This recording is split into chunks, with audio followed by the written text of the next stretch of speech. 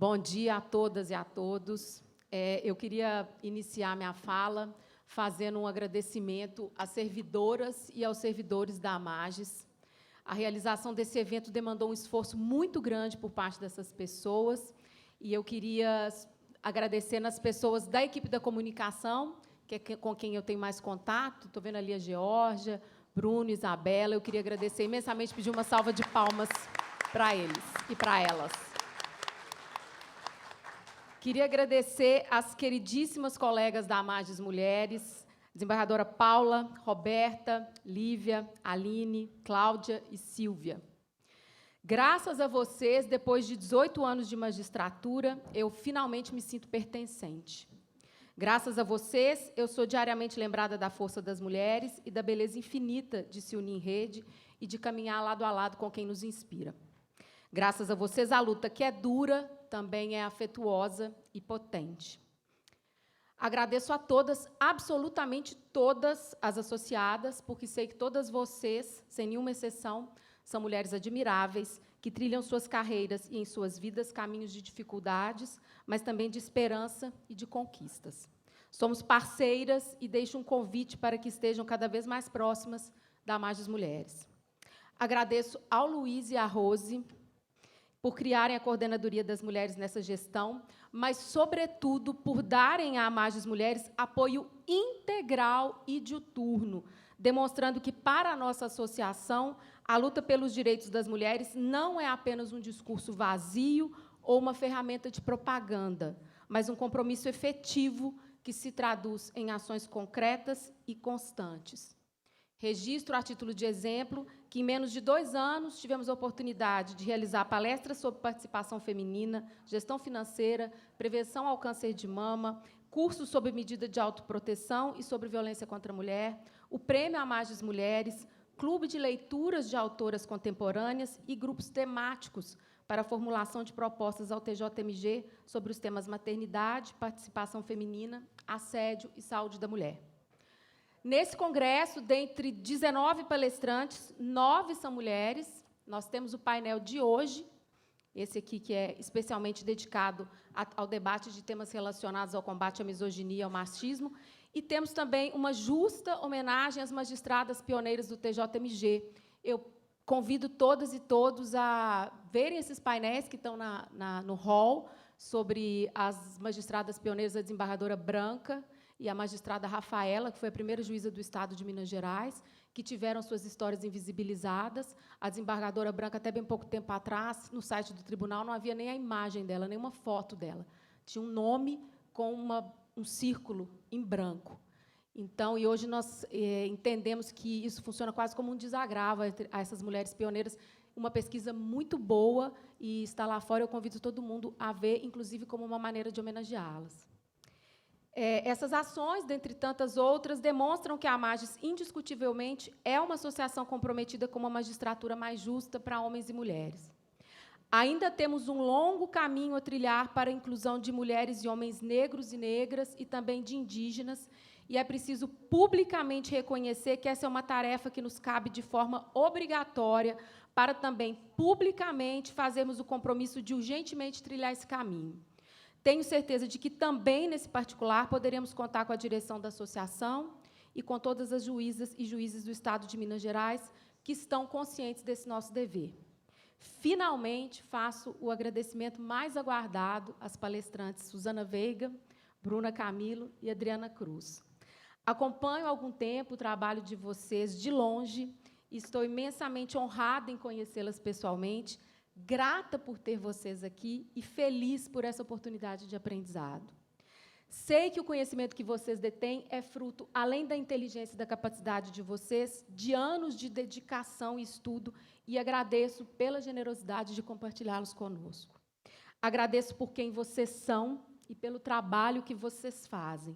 Agradeço pela disposição em acreditar na mudança e pela coragem de fazer a mudança.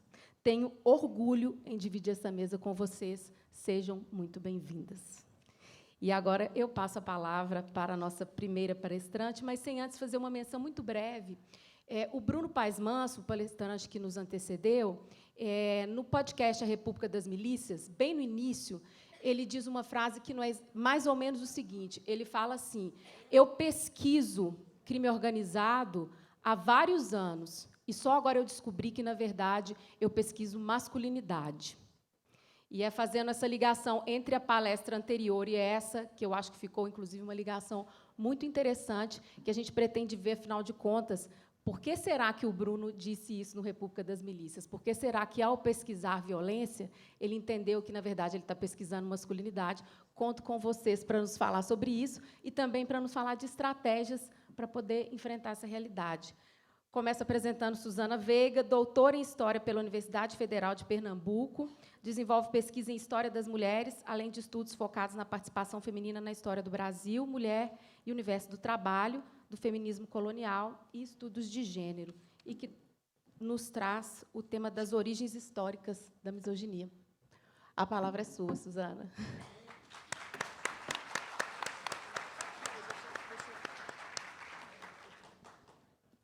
Em primeiro lugar, bom dia a todos e a todas. Acho que, antes de começar a minha fala, eu gostaria de agradecer à Amages pelo convite tão especial e agradecer pessoalmente a figura da Dani, Daniela,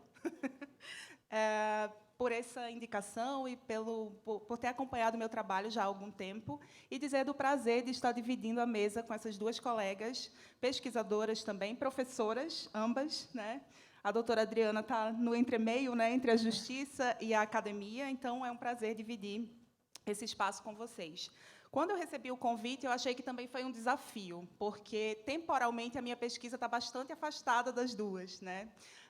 Eu trabalho com um período conhecido como a Idade Moderna, na Europa, e as consequências de toda essa mentalidade que é trazida pelos colonizadores, como eu digo, nas caravelas até o Brasil, né? Então, como o tema é misoginia, eu vou falar um pouquinho sobre as origens históricas dessa misoginia, como ela se inicia nesse pensamento europeu, ali da transição entre o período medieval, como a gente conhece, e o período moderno, né, quando ela vai se estruturando no discurso também e nas atividades materiais, né, como isso vai impactar na vida das mulheres e como ela chega até hoje, né? Eu acho que a grande sacada da história é a gente ter essa percepção das continuidades históricas, né, de como a misoginia ela se manifesta hoje na sociedade, né?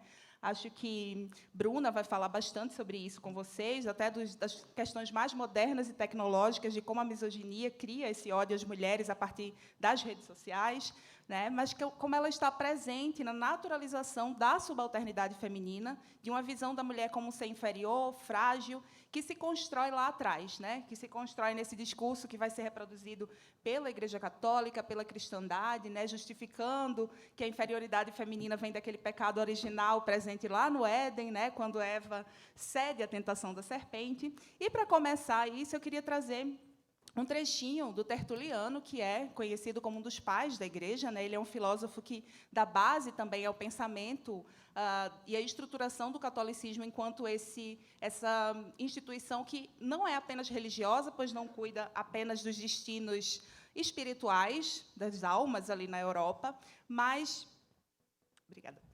que estrutura também essa vida política, né? Então, que controla essa vida política desde o nascimento, o batismo, o casamento e até a extrema-unção, né? Então, todas as etapas da vida dos seres sociais, né? E ele fala o seguinte: tu deverias usar sempre o luto, estar coberta de andrajos e mergulhada em penitência, a fim de compensar a culpa de ter trazido a perdição ao gênero humano. Mulher, tu és a porta do diabo, foste tu que tocaste a árvore de Satã, em que, em primeiro lugar, violaste a lei divina. E é muito interessante, porque esse discurso ele vai ser reproduzido e a gente vê as consequências dele até os dias de hoje, né? Então, parece algo bastante distante, mas ele acaba se reproduzindo no que a gente chama do interdiscurso, né? E nas continuidades históricas. E é importante, né, uma coisa que eu sempre gosto de destacar, é que a misoginia, assim como o patriarcado, né, que é esse sistema, como a gente chama o sistema que estrutura a dominação masculina e a inferioridade das mulheres, a subalternização das mulheres, ele não nasce de um dia para o outro, né? A história, quando a gente aprende na escola, ela está geralmente associada a datas, né, simbólicas, a eventos, né?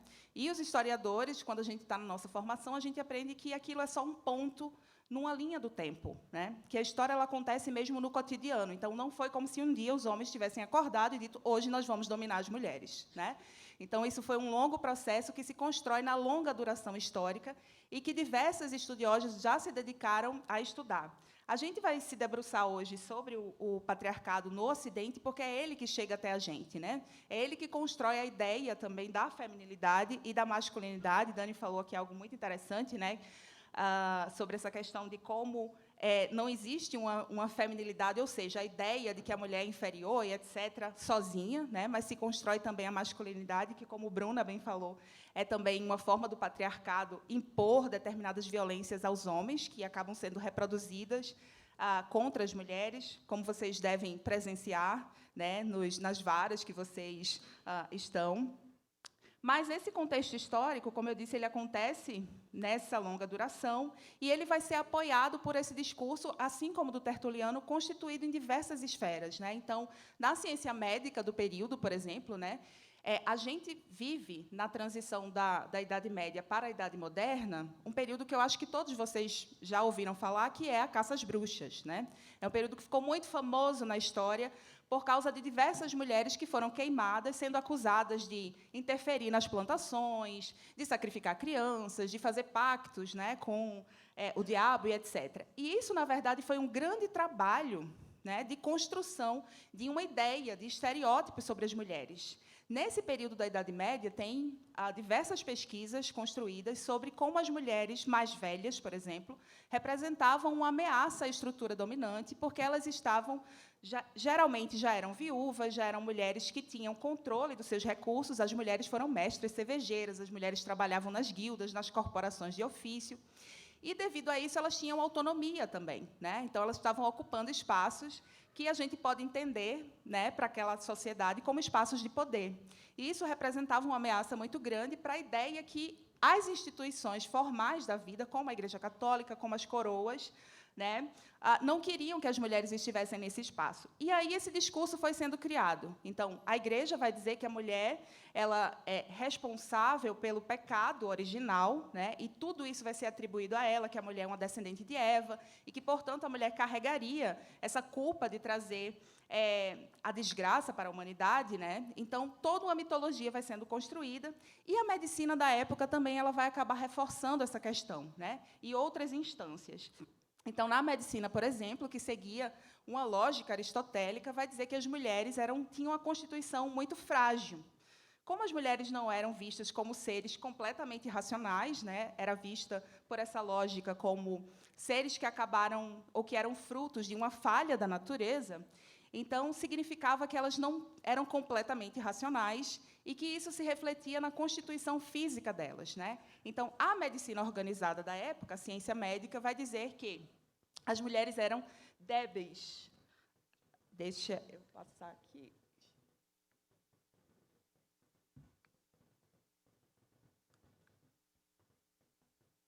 Ih, gente.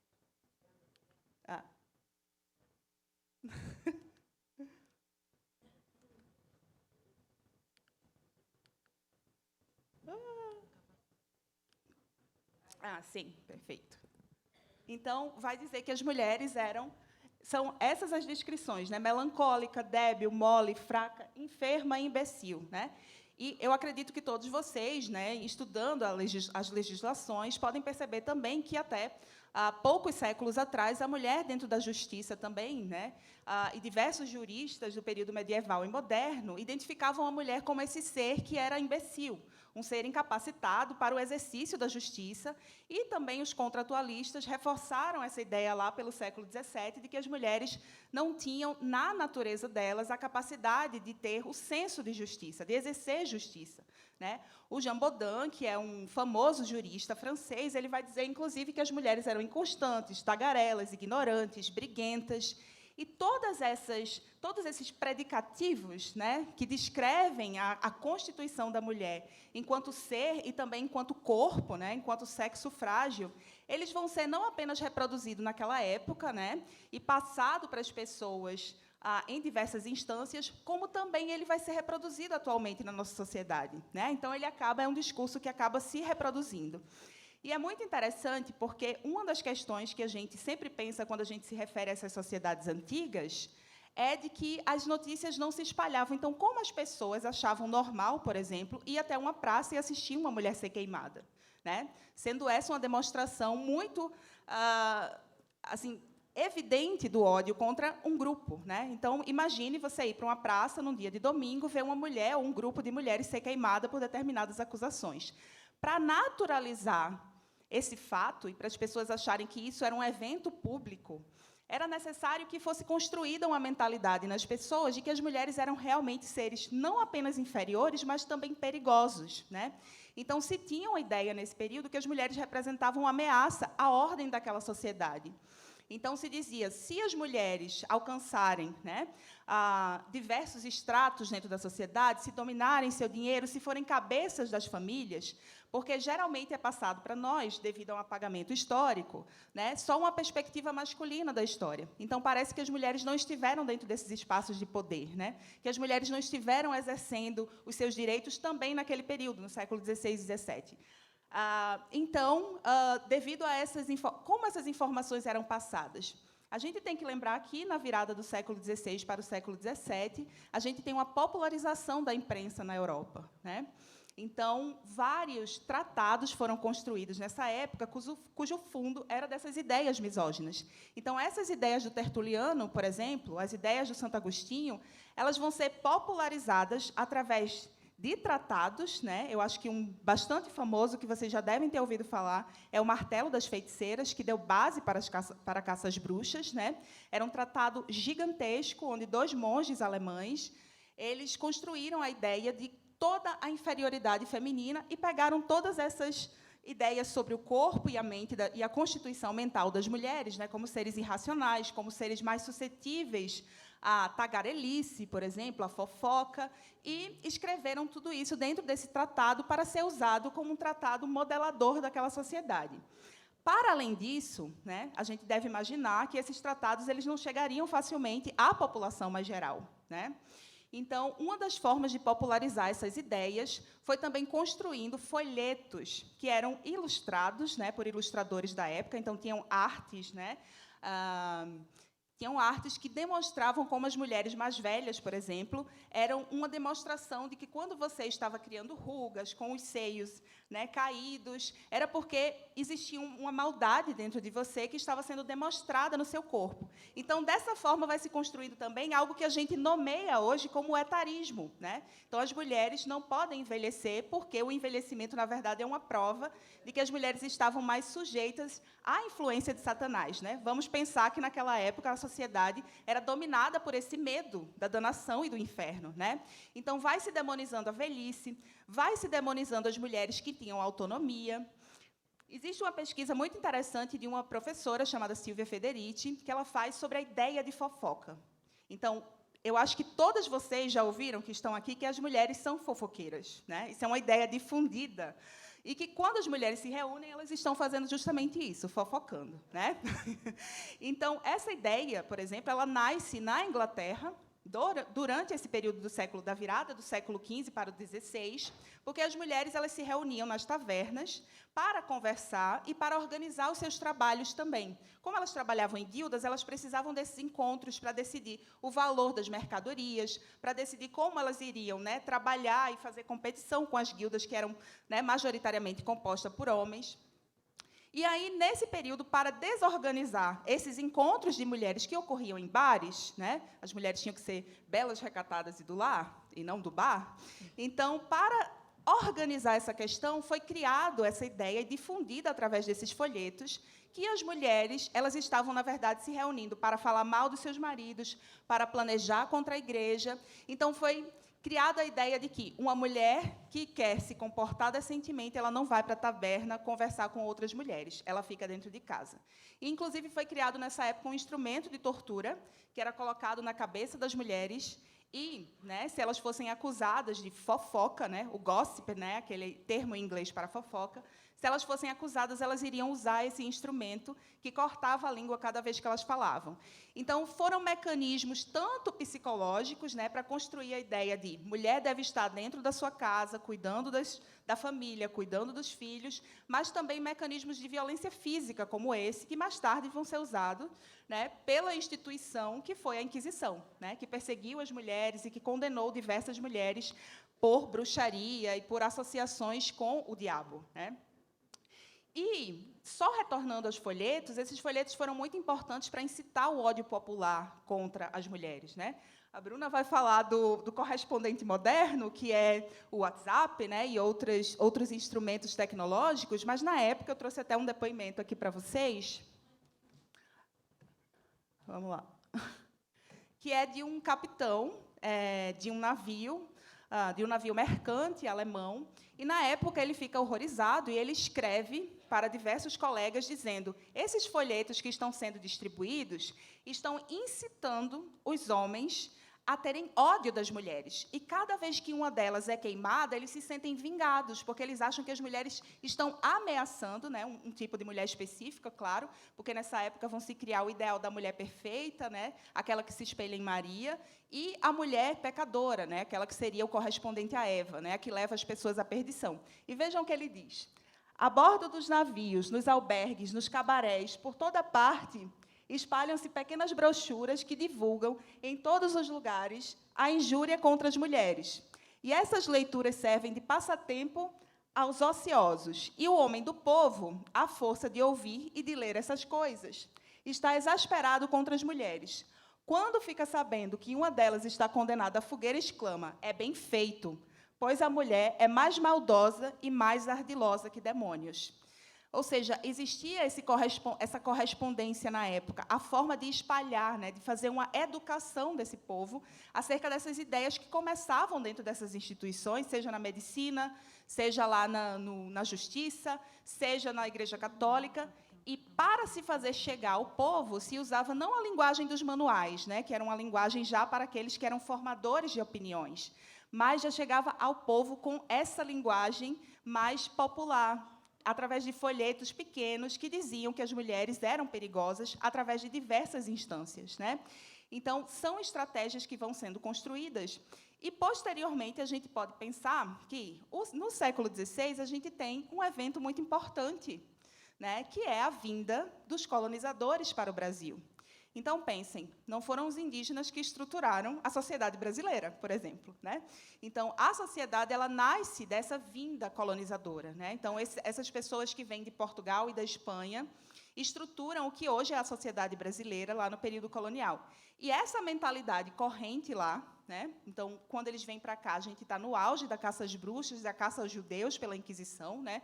A instalação da Inquisição em Espanha, em Portugal, que são consideradas as inquisições mais, né, letais do mundo. Lá o Torquemada, que é famosíssimo. E essa mentalidade toda é trazida para nós e estrutura a sociedade colonial. As instituições da vida, a ideia de medicina, né, de já enxergar as mulheres como esses seres inferiorizados, né, no corpo e na constituição da racionalidade, da alma, etc., elas chegam aqui com a estruturação dessa sociedade, né, que vai começar lá no Nordeste do Brasil e vai, né, se estruturando em outras cidades, adentrando ao Brasil, chegando até as Minas Gerais, né? Então, é muito importante a gente ver como toda essa mentalidade, todo esse conjunto de pensamentos, ele vai construir a nossa sociedade. Eu digo que é muito importante, quando a gente estuda história, que a gente vá até o período colonial, porque as bases das instituições da nossa vida, elas estão ali, né? Elas começam ali nesse momento. Ainda tenho tempo? 5 minutos, ok. Então, eu só queria que a gente tivesse esse panorama, na verdade, para a gente entender como essas raízes, na verdade, elas nem começam aqui, né? Elas são trazidas para cá já de forma bastante estruturada nesse discurso, e, quando chegam aqui, que constituem a nossa sociedade, elas vai se encontrar, na verdade, com todo o contexto daqui, né, de inferiorização dos indígenas, de escravidão das pessoas negras, né, de escravização desses grupos. E aí, essa sociedade que se estrutura, ela vai criar também hierarquias entre as próprias mulheres, né? Se na Europa a gente tem uma unidade, digamos assim, racial, vamos pensar dessa forma, quando chega aqui no Brasil, as mulheres não vão ser colocadas nos mesmos status, né? Elas vão sofrer diferentes tipos de violência devido à condição de escravização, né, de escravidão, e das próprias mulheres indígenas, né? Só para citar para vocês, tem nessa época, no período que a sociedade colonial está se estruturando, né, chegam diversos grupos, diversas irmandades, né, e diversos grupos de religiosos até o Brasil, como os jesuítas, como os dominicanos. Muito obrigada. E a gente tem testemunhos muito interessantes desse período, contado por esses homens que se inseriam nos grupos indígenas e davam relatos, né, sobre o que eles viam. E é impressionante como eles olham para as mulheres indígenas, para os rituais indígenas, com essa mentalidade europeia, né, com essa mentalidade da bruxaria, por exemplo, né? Então, os rituais indígenas, como a antropofagia, por exemplo, eles vão ocupar especialmente as mulheres mais velhas, né? Só relembrando para vocês que, como eu falei, naquela época, olhar as mulheres mais velhas como um grupo que ameaçava a unidade, né, ou a forma como a sociedade funcionava, era muito comum. Então, quando eles chegam aqui, que eles veem a participação das mulheres indígenas nesses rituais, eles começam a chamá-las de bruxas, né, de mulheres que eram deformadas, né, que, diferentes das mais novas e dos homens, elas sentiam prazer em estar lá devorando outras pessoas. Então, tem várias dessas imagens que vão sendo construídas e contribuem para a imagem selvagem das mulheres indígenas, por exemplo, né? Então, assim, é muito importante que a gente olhe para esse passado para a gente entender as reproduções que chegam até nós da misoginia, do ódio às mulheres e das violências também que se perpetuam contra as mulheres dentro da nossa sociedade, né? Então, eu queria agradecer, muito obrigada novamente, e é um prazer estar aqui.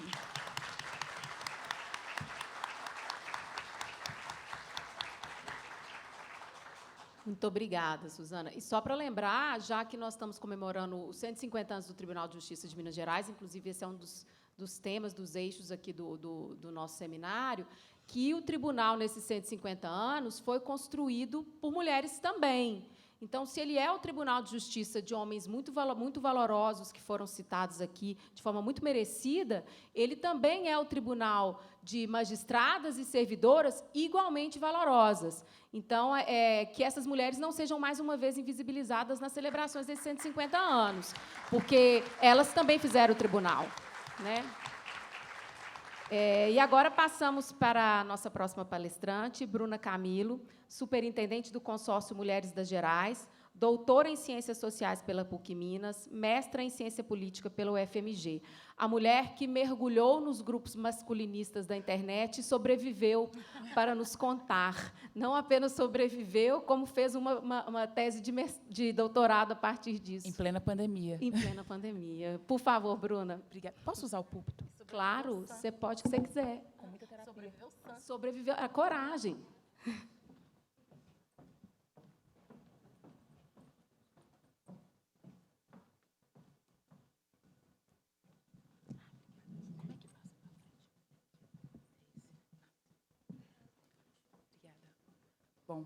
Bom dia ainda, né, a todas as pessoas presentes. Primeiramente, quero agradecer muito o convite da Magis, de todas as pessoas envolvidas, parabenizar pelo evento, esse evento impecável, incrível que está acontecendo. Primeiramente, quero agradecer ao doutor Auro, eu acho que ele está aí ainda, agradecer a toda a sua educação. O primeiro contato que eu tive foi com o doutor Auro, eu falei assim, gente, essa pessoa existe, ela é real, ela é muito educada. E quero agradecer pela sua educação, pela sua disponibilidade, uma pessoa incrível. Palmas para o doutor Auro, essa pessoa sensacional.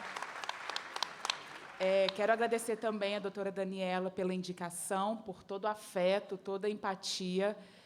Que bom que temos mulheres como Daniela entre magistrados. Tenho certeza que temos outras Danielas, outras mulheres tão incríveis quanto, e que têm construído o magistrado em busca da igualdade, né? Que ainda temos um caminho muito longo pela frente, mas estamos construindo aí com muito afeto e com muita esperança. Quero também agradecer a presença Dr. Durval, tenho grande admiração pelo senhor, pela sua trajetória política, principalmente. Então, fico muito feliz de tê-lo aqui presente. E também minha querida, hoje ministra, Edilene Lobo, essa mulher incrível, uma mulher negra que está ocupando esse espaço de poder, ainda muito machista, ainda muito branco e ainda muito masculino. Que bom tê-la aqui e poder chamá-la de amiga também. Bom, gente, meu nome é Bruna, eu estou como superintendente do consórcio Mulheres das Gerais, e eu gosto de enfatizar muito onde estou, porque é um espaço de muita luta e muito difícil, né? As cidades consorciadas, elas se organizaram para fazer um enfrentamento à violência contra as mulheres. Então, todos nós estamos organizados nessas cidades, produzimos políticas públicas, nos formamos, capacitamos e tentamos entender quais são as melhores vias para o enfrentamento à violência doméstica, principalmente. Então, tenho muito em comum com a doutora Daniela, tenho muito em comum com todas as nossas colegas, porque o enfrentamento à violência doméstica passa principalmente pela política e pelo poder. A gente não pode falar de enfrentamento à violência doméstica se a gente não falar de subrepresentatividade das mulheres na política, nos magistrados e magistradas, porque são os operadores do direito, são os operadores das leis, então é impossível a gente dissociar todos esses âmbitos, né? E tenho dito que é um desafio muito grande organizar o enfrentamento à violência doméstica entre as cidades consorciadas e, principalmente, o entendimento sobre a Lei Maria da Penha, sobre o entendimento dos direitos das mulheres. Então, quero ressaltar a importância de estarmos aqui falando sobre misoginia, machismo, sobre mulheres e sobre a importância das mulheres nesses espaços. Bom, quero principalmente falar que toda a nossa apresentação aqui, e a minha em especial, porque eu falo sobre ela, o intuito é para reforçar a responsabilização dos operadores do direito no combate à violência contra as mulheres. É através das leis, é através dos magistrados, é através do nosso judiciário que a gente consegue combater, de fato, essa estrutura tão patriarcal, tão machista e tão misógina. Então, se os operadores e operadoras do direito não têm um entendimento do poder que tem nas mãos de combater a misoginia, de apontar a violência e conseguir sanar e conseguir combater, de fato, com sanções, com as diversas formas que hoje a gente consegue caminhar, vai ser impossível. Aqui, todas as nossas falas serão em vão. Então, que a gente consiga colocar nas nossas mentes ainda mais a responsabilidade que temos aqui de levar para os nossos gabinetes a importância de nos despirmos dos nossos preconceitos, dos nossos machismos, para conseguir, de fato, fazer a justiça, que eu acho que aqui todos nós caminhamos para esse fim. Bom, não posso é impossível não falar do Bruno Manso.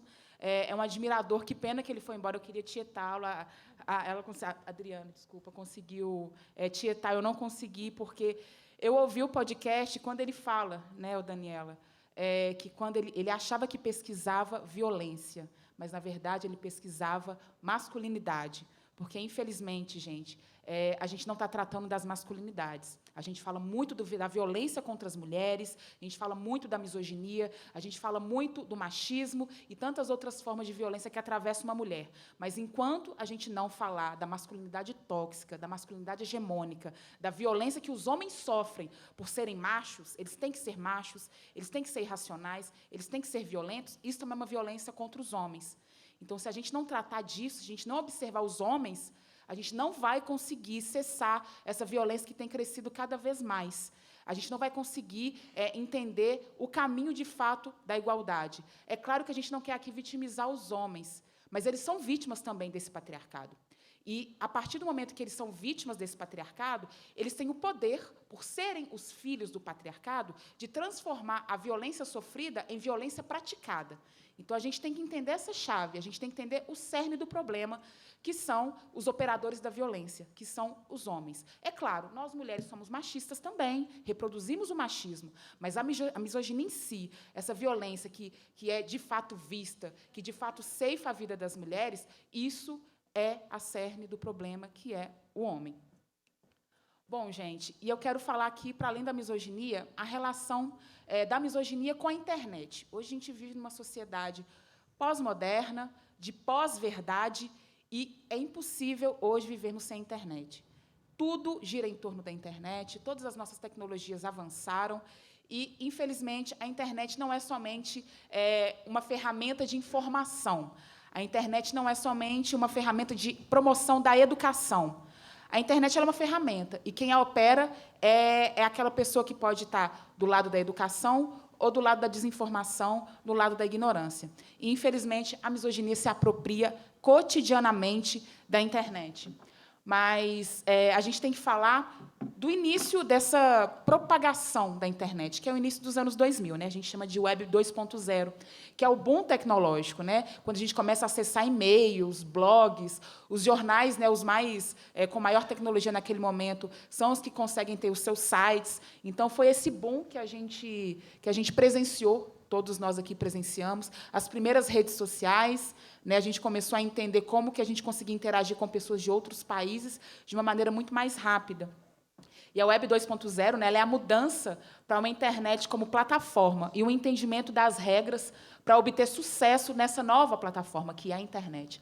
Entre outras, a regra mais importante é desenvolver aplicativos que aproveitem os efeitos de rede para se tornarem melhores e muito mais usados pelas pessoas, aproveitando a inteligência coletiva. É importante a inteligência coletiva. Se a gente pensasse a internet desde o início como forma coletiva de fato, eu tenho certeza que a gente não, né, muitas pessoas não entenderiam a internet como uma terra sem lei, que, infelizmente, isso ainda é muito comum.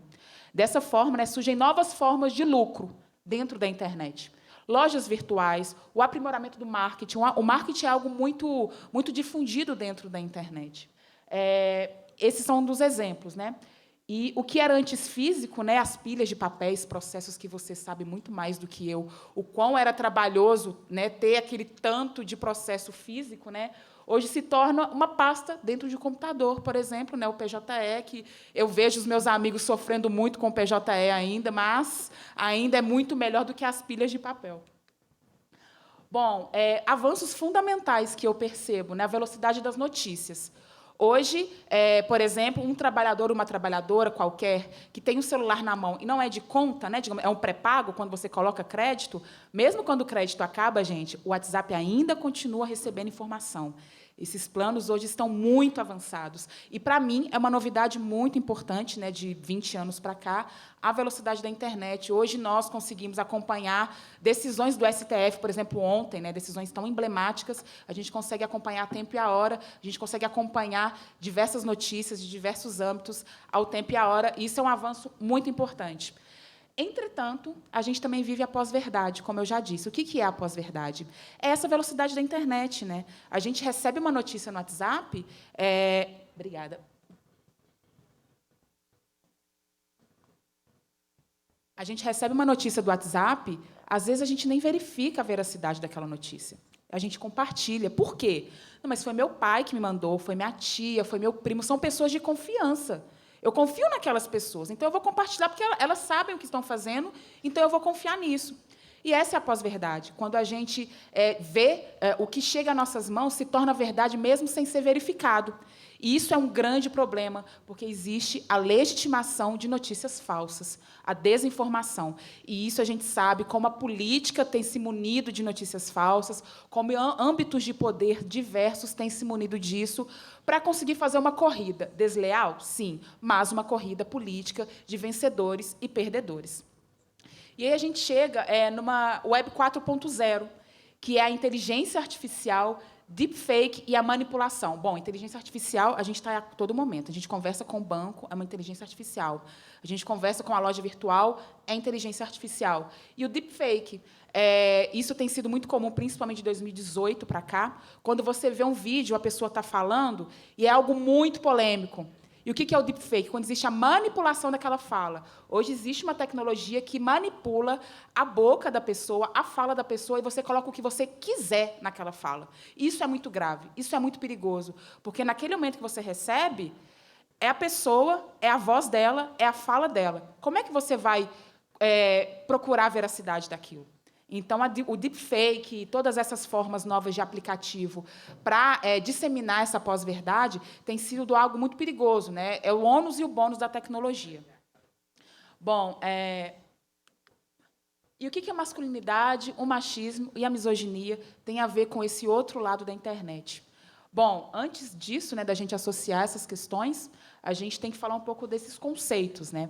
A masculinidade, ela vem sendo utilizada explicitadamente como forma de agressão por meio de memes misóginos na internet. A gente tem visto muito comum essa manipulação através de memes, né?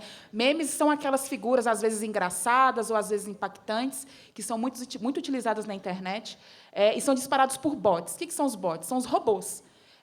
Inclusive, são os robôs que têm essa capacidade de transmitir com alta velocidade, principalmente notícias falsas, né? Vídeos depreciativos, postagens em redes sociais, isso tudo é relação da misoginia com a internet, né? Mas o que é a misoginia de fato? Antes de falarmos da misoginia, a gente tem que entender o que é a masculinidade. Que a masculinidade, gente, é um conjunto de características que apontam para o que é o ser homem.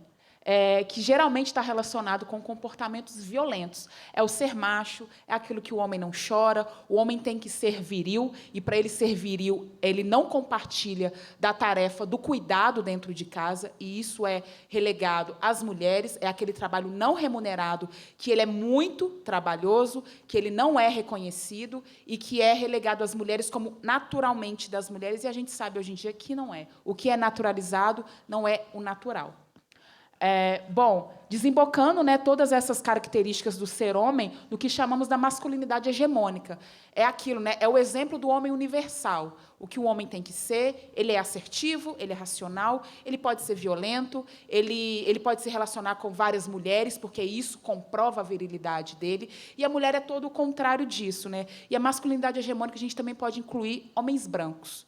Né? A gente pode aprofundar isso em outro momento, em outro espaço, como a masculinidade hegemônica não inclui homens negros, porque o homem negro ele está em outro patamar. Ele está no patamar do racismo, ele está no patamar de uma discriminação, mas é claro que ele também reproduz o machismo, a misoginia, só que a gente tem que entender que os recortes são diversos. Então, a masculinidade hegemônica são, primordialmente, os homens brancos dotados de privilégios. Bom, nesse misto conceitual, né, o que é misoginia, ela se fortalece, né, ela se ampara nas masculinidades hegemônicas para ser reproduzida. Então, a misoginia ela está relacionada com a aversão e ao ódio contra as mulheres. Dela surgem vários problemas sociais, como a violência, o abuso sexual, a repressão, a inferiorização e a discriminação contra a mulher. E o termo misoginia ele é formado pela raiz grega, misel, e significa odiar, e o gine, né, cuja tradução significa mulher. É a atribuição e atitude ao ódio, a aversão e desprezo dos homens para com as mulheres. É um termo que está relacionado ao medo e ao ódio às mulheres. Então, não pense que é somente o ódio, é também o medo, porque, quando o direito da mulher avança, o homem acha que aquilo é um retrocesso dos seus direitos. Então, ele tem medo daquela mulher avançar. E a gente não, a gente estava falando um pouco mais cedo, né? As mulheres, em momento algum, querem retribuir a violência que sofrem. A gente quer igualdade. A gente quer estar ombro a ombro, lado a lado, na igualdade salarial, na igualdade de direitos. Então, esses homens que praticam a misoginia, que têm esse medo da mulher, ele transforma esse medo em ódio, em violência. Bom, a misoginia, né, ela considera as mulheres anormais, estranhas, distintas, incompreensíveis e, portanto, extremamente perigosas. E o machismo, né, porque é uma linha muito tênue entre misoginia e machismo, né, mas é tudo a mesma coisa, e aqui eu quero ressaltar que não é a hierarquizar o que é algo mais importante, o que é algo mais grave ou não, mas é importante a gente entender que existe uma certa diferença. O machismo ele é praticado, né, de formas mais sutis.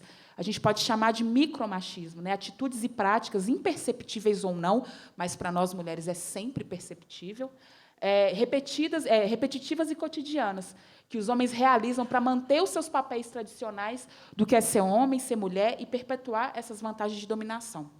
Então, a gente tem que entender, por exemplo, o machismo é quando existe a dúvida se a mulher vai ser capaz de fazer aquilo. Olha, o seu lugar não é aqui, o lugar de mulher é na cozinha. Olha, aquela mulher está sendo histérica, ela está sendo agressiva. Quando a gente é aquela pessoa muito educada, e a gente sabe, nós mulheres sabemos quando o homem é educado e quando ele está sendo assediador. Isso são micromachismos. Então, a misoginia, digamos que é algo mais agravado, é a violência, é aquele ódio. E, gente, sim, existem homens que odeiam mulheres. Eles se relacionam com mulheres, mas eles odeiam. Um exemplo de quando ele odeia uma mulher, quando acontece o feminicídio. Ele não suporta a ideia daquela mulher não querer estar se relacionando com ele. então ela é vista como uma propriedade. Existe um ódio dela ter vontade própria. Então, eu prefiro matar aquela mulher do que ela não estar comigo. Isso é ódio. Então, a misoginia está emprenhada nisso. Claro que existe o machismo dentro disso, das práticas imperceptíveis e dos micromachismos, mas a misoginia ela é o ápice de toda essa violência que as mulheres sofrem. Bom, e o que a misoginia tem a ver com a internet, de fato, né? Acho que vocês vão lembrar de algumas coisas que eu vou dizer aqui, que, ultimamente, né, eu defendi minha tese em março, e aí foi o momento do boom sobre o que era o Red Pill, o que eram os grupos masculinistas, os grupos misóginos. Então, foi nesse momento que fui até entrevistada pela Natuza Neri no podcast, e foi algo muito importante para a gente entender que essas pessoas elas existem, elas estão inseridas nas suas tecnologias de informação, e principalmente canais de YouTube, grupos em aplicativos de mensagem, blogs, e têm sido essas ferramentas principais para a propagação da misoginia. E eu diria que é a mercantilização da misoginia. E o que acontece? Vamos vender um curso sobre como ser um grande conquistador, vamos vender um curso sobre como se comportar diante de uma mulher que ela não quer se adequar ao seu molde. Qual é o tipo de mulher que merece ter a minha companhia? Para a mulher também, como ser uma mulher de tal forma? Como ser uma mulher para casar? Existem esses cursos, gente, parece impressionante, mas, inclusive, esses Red Pills que têm feito canais de YouTube têm vendido cursos por sucesso, muito sucesso. E, através das pessoas interessadas em fazer esses cursos, a rede vai aumentando. Então, é por isso que a mercantilização, você consegue gerar lucro diante da misoginia, diante do que é ser homem, diante de qual mulher merece estar ao meu lado, diante de como ser bela, recatada e do lar. Isso tudo tem gerado lucro. Bom, e com o advento da internet, as informações se tornaram mais acessíveis e, consequentemente, os questionamentos também. Questionamentos sobre os direitos das mulheres, de um lado e de outro. As mulheres entendendo que é necessário avançar nos seus direitos e os homens, os misóginos, entendendo que, na medida que as mulheres avançam, os seus direitos retrocedem, a sua virilidade cai. É algo até muito engraçado, para não dizer o contrário, né? Existem vídeos falando, na medida que quanto mais o homem lava uma vasilha, mais a virilidade dele cai. Portanto, homens, não façam tarefas de casa, isso é o papel da mulher. Então, assim, é algo absurdo, mas acontece, e existem muitos seguidores sobre isso. E o surgimento desses grupos, né, é uma reação de alguns homens contra a emancipação feminina e a luta por igualdade de direitos, que tirou dos homens o papel de destaque na sociedade, né? Ou seja, é uma ameaça, né? As mulheres se tornam uma ameaça, como eu já disse, e uma ameaça à masculinidade hegemônica. E, para alguns, né, o avanço dos direitos das mulheres está diretamente relacionado com o retrocesso dos direitos dos homens, como eu já havia dito. Perfis falsos, né, a sensação de que o mundo digital é terra de ninguém, terra sem lei. Então, é fundamental a gente debater, criticar e avançar na regulamentação da internet, gente. É muito sério. Hoje a gente tem algumas leis voltadas para o crime cibernético, mas ainda é pouco. A gente precisa debater esses perfis que propagam misoginia, racismo, nazismo. Ainda estão acontecendo e acontecem sem medo. E existe uma linha tênue, né, gente, entre a liberdade de expressão, a censura e o discurso de ódio. Né? Quando você fere um direito, definitivamente isso não é liberdade de expressão. E a importância do marco civil da internet para a gente garantir, dentre outras coisas, essa tal liberdade de expressão, né? Mas não somente o marco civil, a gente tem que pensar em outras legislações. Bom, e como combater a misoginia na internet, né? A gente vive secularmente numa sociedade patriarcal e é muito difícil quebrar essa estrutura, né? Onde os homens estão no centro do poder, os homens brancos, principalmente. Legislações criadas para combater a misoginia são dependentes dos operadores dos direitos, ou seja, né, todos vocês. Né? Eu sou cientista política, socióloga, então deixo essa bomba para vocês se despirem de todos os preconceitos e entenderem, num processo, como se portar naquele momento. O que está acontecendo ali é uma misoginia, é um machismo, a mulher está sendo silenciada, enfim. E olha que, quando chega ao juiz e à juíza, nem são todos os casos. Né? Eu diria que, dentro de uma DEAN, o que acontece ali é algo muito mais complexo, e muito mais complexo principalmente para as mulheres, e eu tenho visto isso de perto, de uma maneira muito forte. Magistrados responsáveis pela impessoalidade e sensibilidade, despidos de qualquer misoginia e outras violências estruturantes, como racismo e LGBTfobia. Uma mulher violentada pelo seu agressor, ela não pode ser novamente agredida pelo sistema. Revitimizar ou culpabilizar a vítima agrava a saúde mental e a falta de crença na justiça. Bom, gente, muito obrigada. Esperamos aí a próxima apresentação.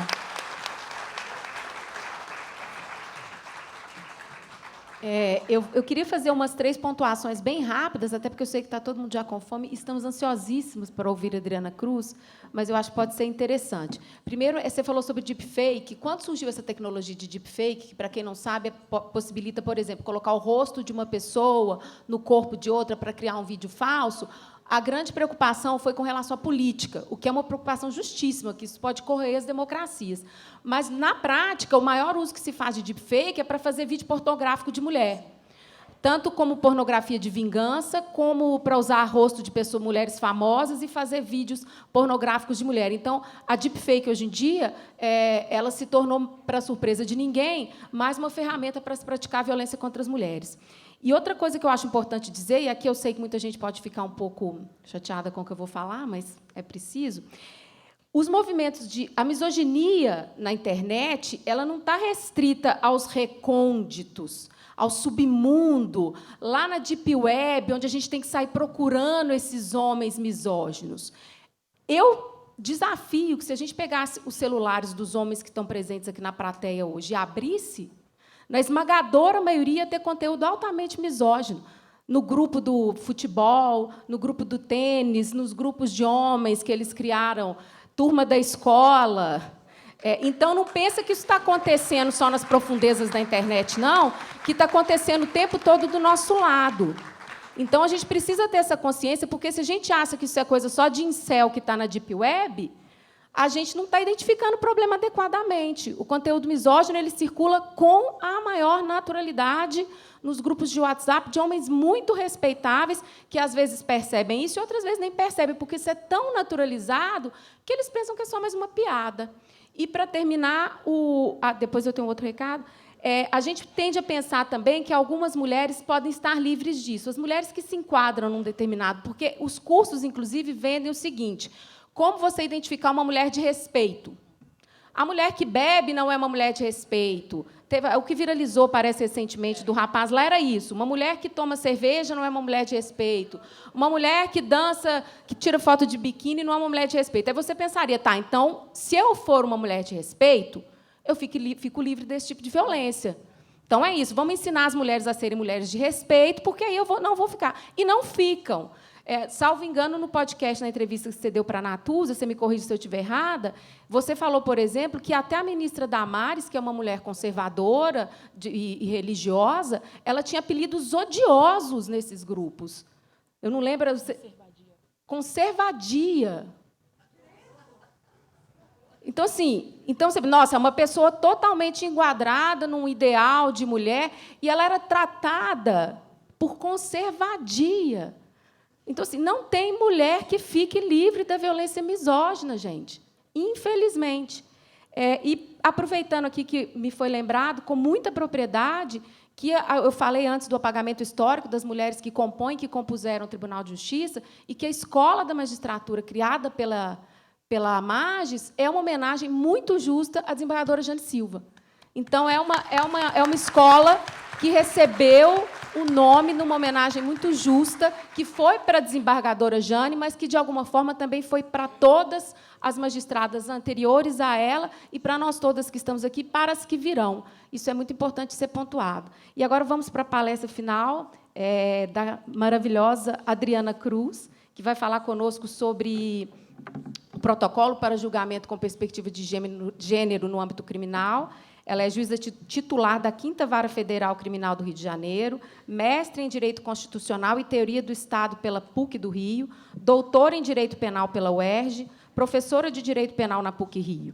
Integra os comitês executivos do Observatório de Direitos Humanos do Poder Judiciário e do Fórum Nacional do Poder Judiciário para a Equidade Racial, ambos no CNJ. Muito bem-vinda, Adriana. Boa tarde. Prometo que vou ficar no horário, deve estar todo mundo morrendo de fome.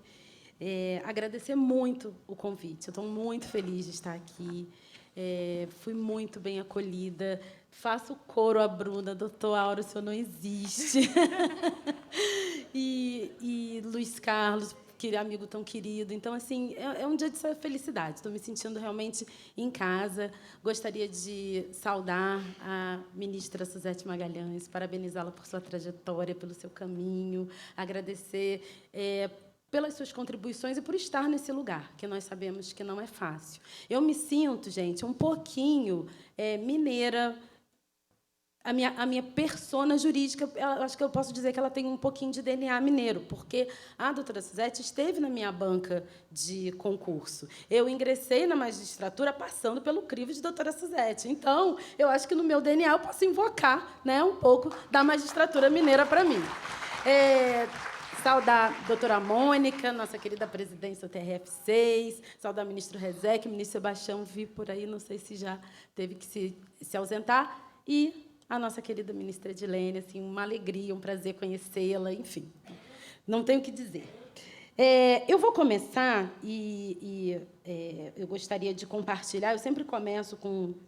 Eu tenho dois dos meus irmãos são escritores, e escritores muito bons, não sou eu que o diga, é a crítica especializada, né? E o meu irmão escreveu um texto na revista Piauí, há mais ou menos uns 2 anos, sobre a geografia dos afetos. E eu acho que esse texto, esse trecho, a abertura do texto, eu acho que traduz para mim o que eu sinto, e eu quero dizer de onde eu falo, né? Para aqueles que não me enxergam, eu sou uma mulher negra, eu uso meus cabelos trançados, eu estou com uma blusa com pontilhados dourados, uma saia comprida. Não é tarefa fácil descrever o lugar de onde este texto foi produzido. É um território sem mapas, mas ele existe, assim como existem as pessoas que nele vivem, embora não falte quem se esforce para que elas deixem de existir. E o Bruno nos trouxe esses dados. É uma terra de onde não se parte, um chão feito do corpo e marcado no corpo. Aqueles e aquelas que têm essa origem recebem de todo lado a mensagem de uma voz opressiva: não queremos vocês aqui. Esse texto é escrito desde a morada de quem não é bem-vindo ou bem-vinda, permanentemente estranho, presença inconveniente, a quem olha e vive o auto-engano de não se achar também o outro de alguém. Esse texto traduz como eu me sinto na magistratura, como eu tenho vivenciado a minha trajetória, e vocês vão entender por que isso se conecta totalmente à questão do protocolo de julgamento com perspectiva de gênero e como esse não lugar precisa ir vem sendo transformado. Porque hoje eu caminho com pessoas como Daniela, como Luiz Carlos, como Karen, e isso faz dessa caminhada uma caminhada diferente. Bom, eu sempre gosto de começar, e aqui também conectando com a fala do Bruno, né, uma música do Rapa, que diz que todo camburão tem um pouco de navio negreiro. E, dialogando com a fala de Suzana, não há como a gente compreender o direito, não há como a gente compreender as estruturas dos conflitos que nos chegam e a forma como nós decidimos esses conflitos sem entender o chão de onde brotamos. O desembargador Roger Halpe Rios, ele nos traz, do TRF4, com absoluta precisão, a noção de que o racismo é o pecado original da sociedade brasileira. Fomos construídos e marcados em cima de um cemitério indígena e de corpos negros e negras vilipendiados. Pessoas sequestradas, chegadas aqui contra a sua vontade, para trabalhar, construir esse país, e que, ainda hoje, lutam por serem reconhecidas e vistas como gente. Nós falamos da Constituição Cidadã, falamos de Revolução Francesa quando estudamos na faculdade, e a pergunta que eu acho que cada um de nós deve se fazer é: essas promessas de igualdade, de fraternidade, são para quem? As promessas da Constituição de 88 se implementam para quem no dia a dia? Eu trago aqui a imagem com a referência da Revolução Francesa, a essa época em que eles lutavam por igualdade, fraternidade de todas as pessoas não todos os homens, né?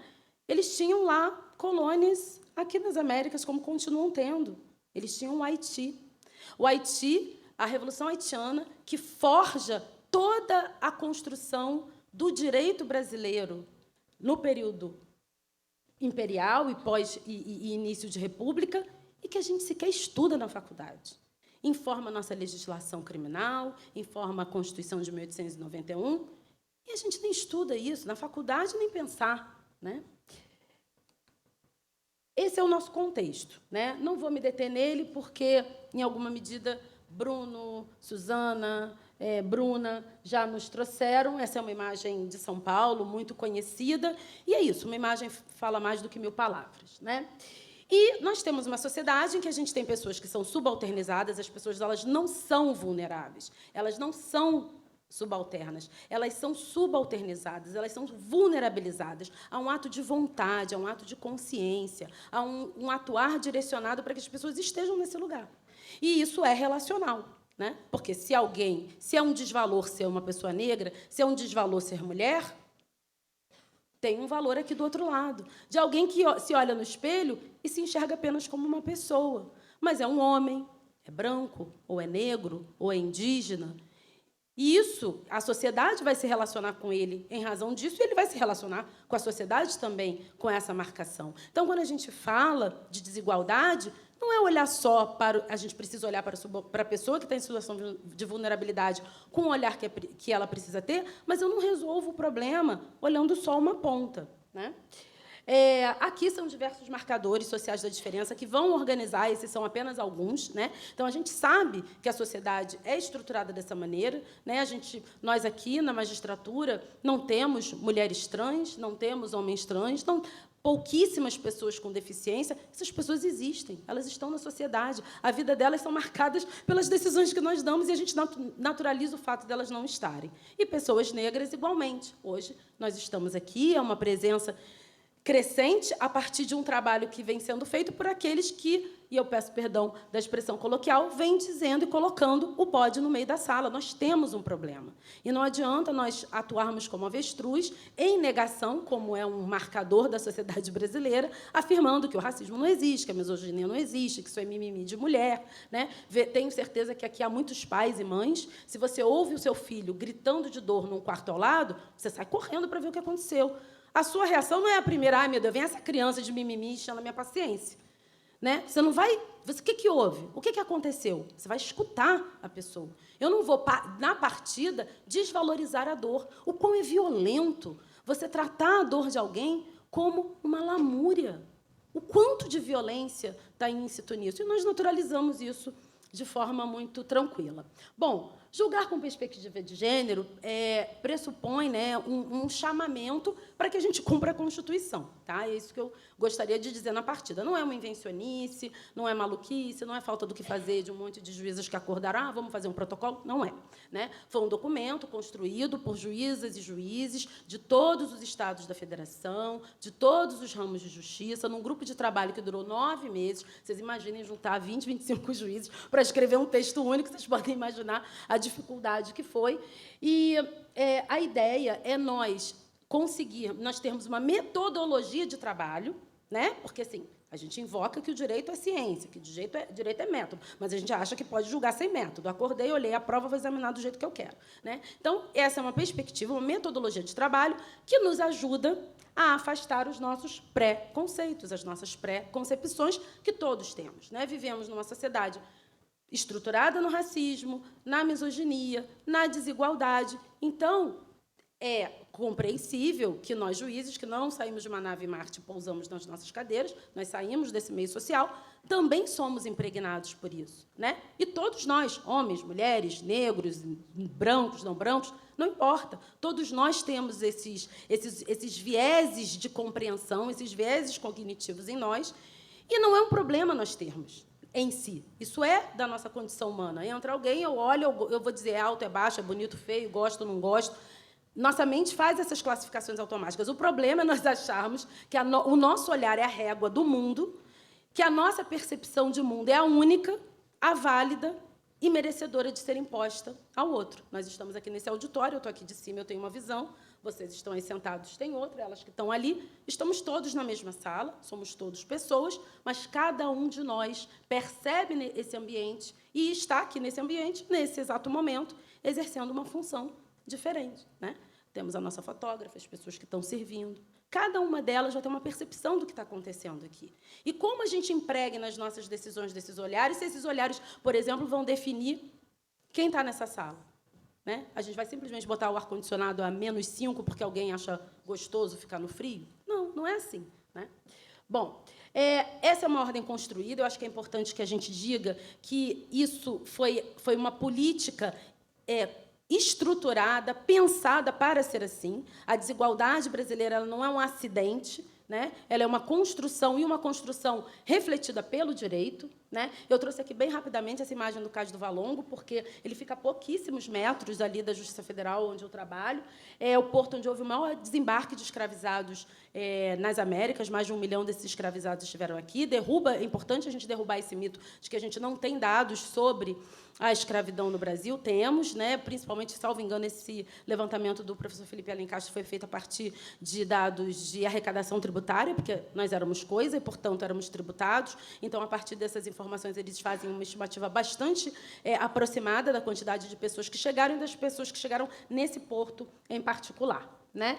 Aqui é um cemitério que está próximo ali dessa região. Toda a região onde havia desembarque de escravizados, a gente tinha o porto, obviamente, o cemitério e o lazareto. Né? O lazareto lá no Rio se perdeu, mas o cemitério dos Pretos Novos, que eram aqueles que chegavam e não sobreviviam, foi encontrado. Esse é um esqueleto que, em 2017, foi encontrado intacto. A gente chama de cemitério em respeito às pessoas que lá estão, porque, na verdade, era um lixão. Nas escavações se encontraram restos de xícara, de louça, de osso de galinha. Jogavam as pessoas lá, queimavam e, enfim, assim tratavam. Por que eu estou trazendo isso numa decisão, num trabalho, numa reflexão sobre julgamento com perspectiva? Porque nós temos uma sociedade que até outro dia jogava essas pessoas no lixo. Então, não é do dia para a noite que aqueles que estão julgando e que foram forjados e construídos nessa sociedade vão olhar aquele réu, aquela ré, aquela mulher negra vítima de violência, aquela pessoa com deficiência sentada na frente dela, aquele indígena. Não vai ser do nada, não vai ser como mágica que vai começar a enxergar essas pessoas como gente. Suzana falou muito, e a partir do recorte da pesquisa dela, sobre como o Ocidente trouxe o seu olhar sobre o que é ser mulher. Na pesquisa dela nem vai aparecer mulher negra, por quê? Porque a gente não era nem gente para ser considerado. Né? Então, nesse recorte temporal que ela faz, você vê que, naquele momento, nós sequer éramos considerados como pessoas. Porém, se a gente comete um crime, aí a gente tem autonomia, é sujeito de direito e pode ser punido. O pressuposto da punição criminal é que a pessoa tenha o quê? Capacidade de decisão, não é isso? Tanto que a gente não pune as pessoas que são absolutamente incapacitadas mentalmente. Então, a pessoa negra no Brasil ingressa como pessoa negra no sistema jurídico a partir do momento que ela comete um crime. É assim que o sistema nos filtra pela primeira vez. E isso, gente, esse DNA está marcado em cada linha de doutrina, de lei, de sentença que se produz nesse país, desde que o Brasil é entendido como Brasil. Né? Aqui, assim, só ressaltar realmente que se for uma política de Estado, né? Essa é uma fala de um parlamentar na Assembleia Legislativa de São Paulo. Ele dizia, à exceção dos Xins, da raça malai e dos africanos, entendo que todos que vierem para o país contribuirão para a nova aurora de sua felicidade. Os escravizados que aqui estavam, que eram nascidos em território brasileiro, havia discussões no pós-abolição se essas pessoas deveriam ser consideradas cidadãos brasileiros. Então, a nossa cidadania ela está em disputa desde sempre. Né? Aqui, um decreto da Era Vargas, do período imigrantista, legislação, direito posto, eu não estou inventando. Né? Aqui, um retrato do que são os sistemas, do que era, né, o contingente carcerário nesse período.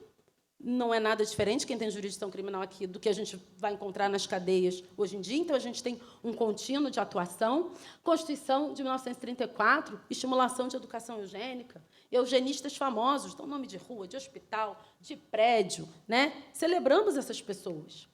E o nosso desafio como magistrados é identificar como essa tecnologia ela se atualiza, porque ela se atualiza, ela se mimetiza, para persistir. Né? O racismo e a misoginia eles vão se apresentar de maneira mais sofisticada, bem, em algumas situações, né? Porque as coisas ainda são bastante grotescas. Né? Então, aqui, um anúncio de ama de leite. Né?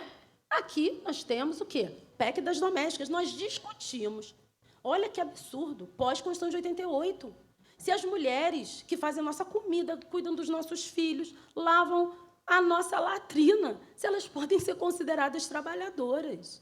Precisou uma PEC para dizer isso, que foi fortemente contestada pela classe média brasileira, principalmente. E quem é que está na classe média brasileira? Onde é que nós estamos? né? Nada diferente das discussões e da hecatombe que se anunciou quando se estabeleceu o 13º salário. Tenta alguém triscar em uma gratificação que seja da magistratura, para ver se o mundo não desaba, né? Primeira vítima do coronavírus no Rio de Janeiro. Foi à toa? Uma empregada doméstica. Epicentro, 800 pessoas morrendo por dia na Itália naquela época. Eles chegam da sua viagem de passeio, não podem ficar 15 dias sem a empregada doméstica. Ela se contamina, ela mora numa cidade a mais ou menos uns 200 quilômetros da capital, vai para casa, porque ela passava a semana no dia na casa dos patrões. Alto Leblon, do Rio de Janeiro, um dos maiores IDHs, se não o maior IDH do país. Vai para casa e morre de Covid. A primeira vítima de Covid no Rio de Janeiro foi uma empregada doméstica.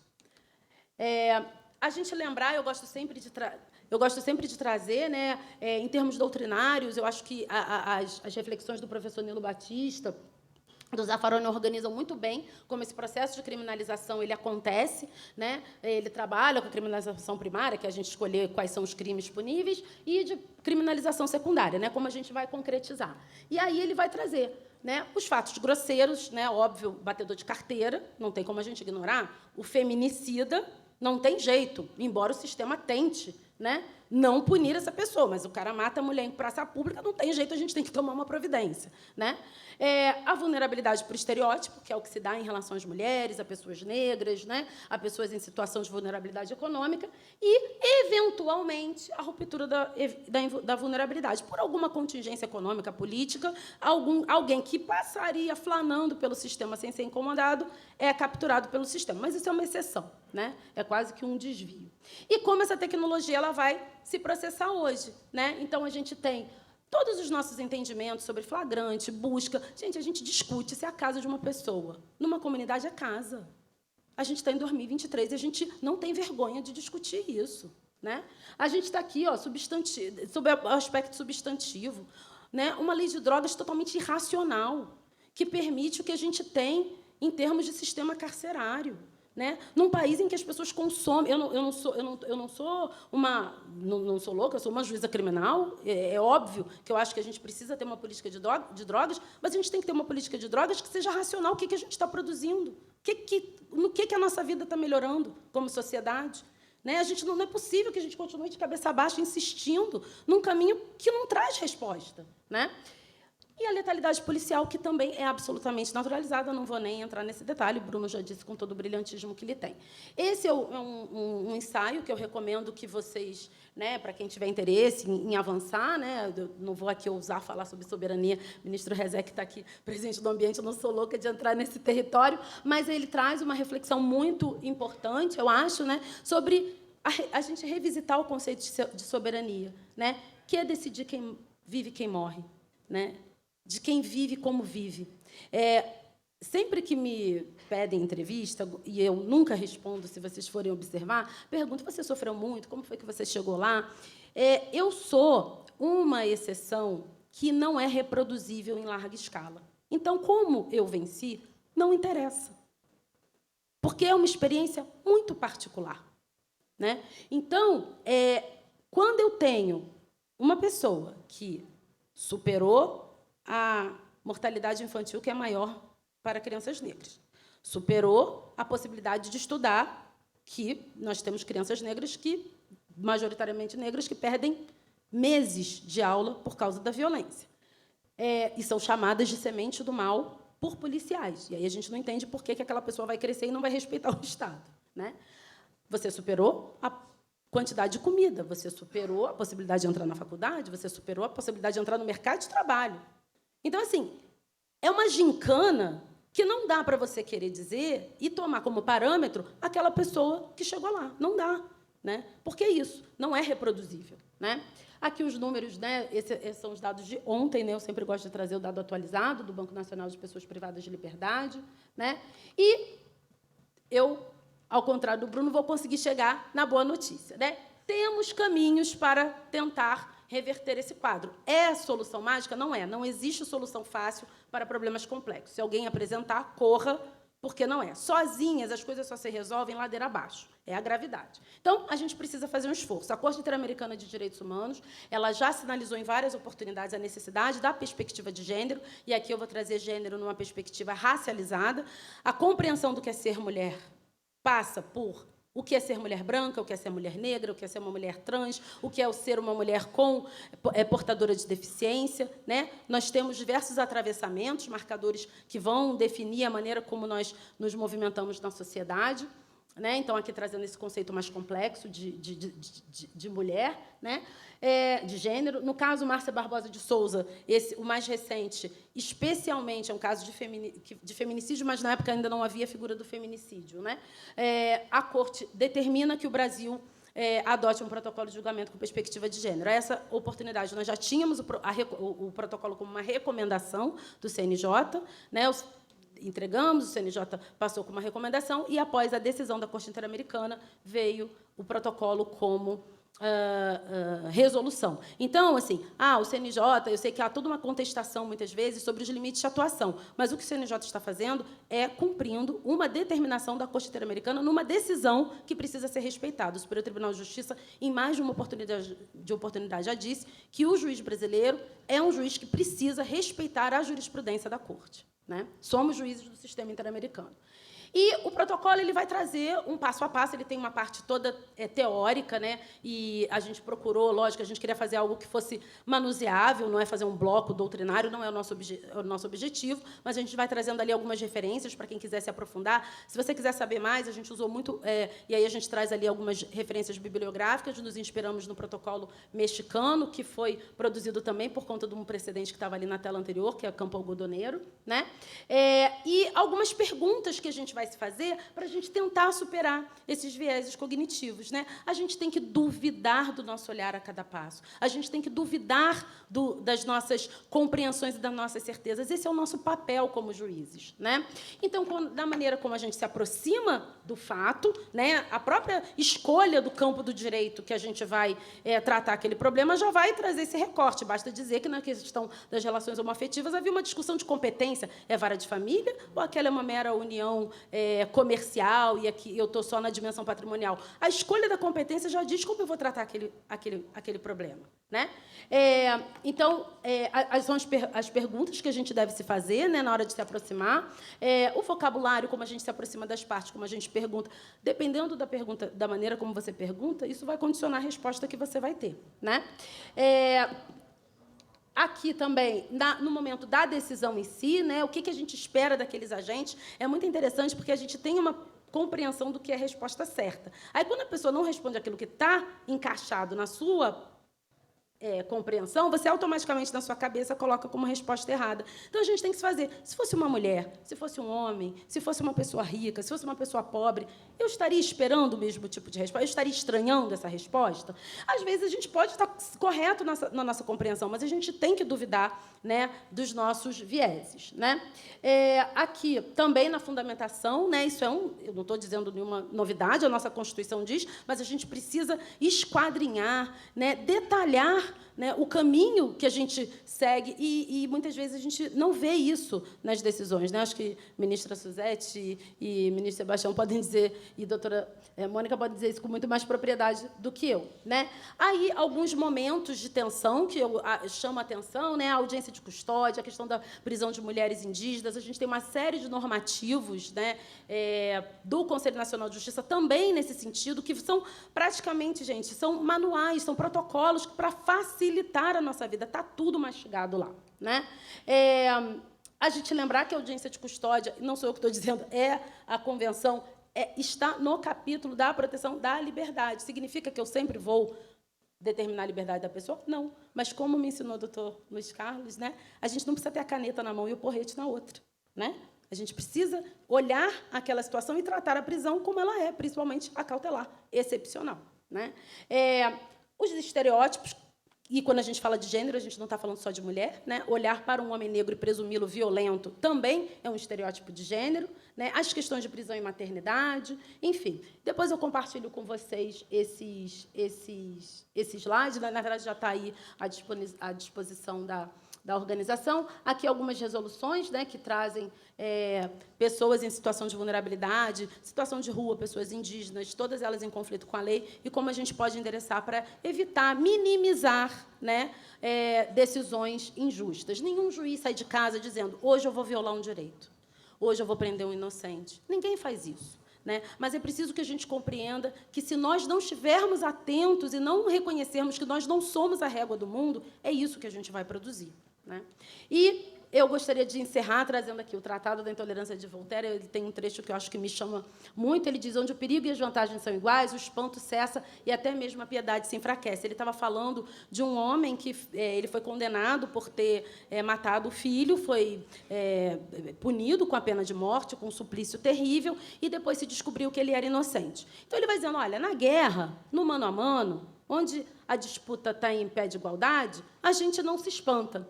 Né? E até mesmo a piedade se enfraquece. Porém, se um pai de família inocente é entregue às mãos do erro, da paixão, do fanatismo, se a única defesa do acusado é sua própria virtude, se o único risco que os árbitros de sua vida correm ao matá-lo é o de impunemente, mediante uma sentença, então o protesto público se eleva, já que cada um teme por si mesmo. Percebe que ninguém pode julgar sua vida em segurança perante um tribunal instituído para velar pela vida dos cidadãos. E todas as vozes se reúnem para exigir vingança. Né? Eu queria deixar vocês com essa reflexão.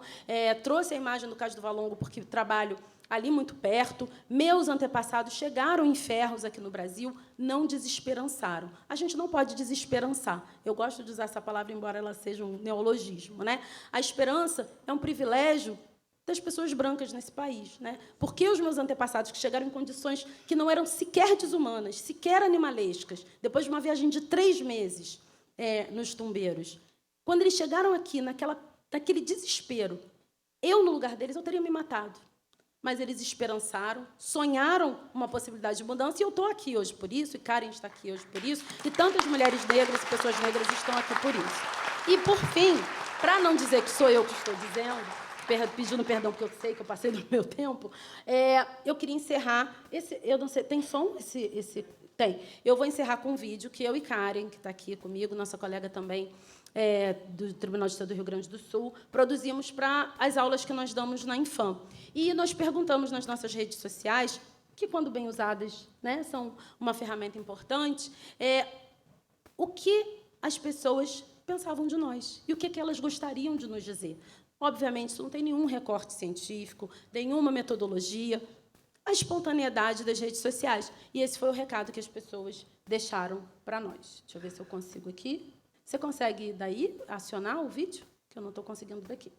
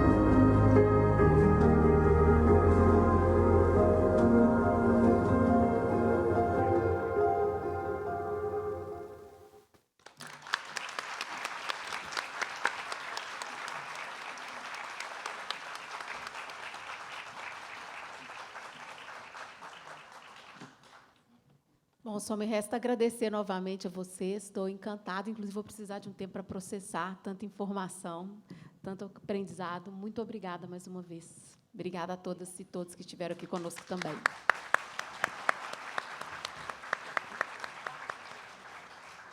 Agradecemos as integrantes dessa mesa pela participação. Receberão agora uma homenagem, uma lembrança pela contribuição ao nosso evento.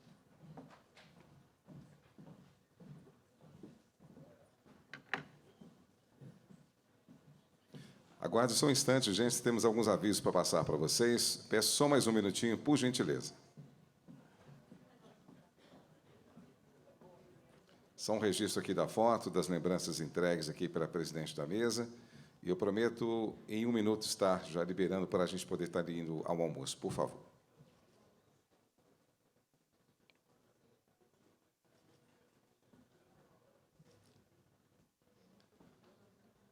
Mais uma vez, uma salva de palmas. Agradecemos por essa participação da mesa.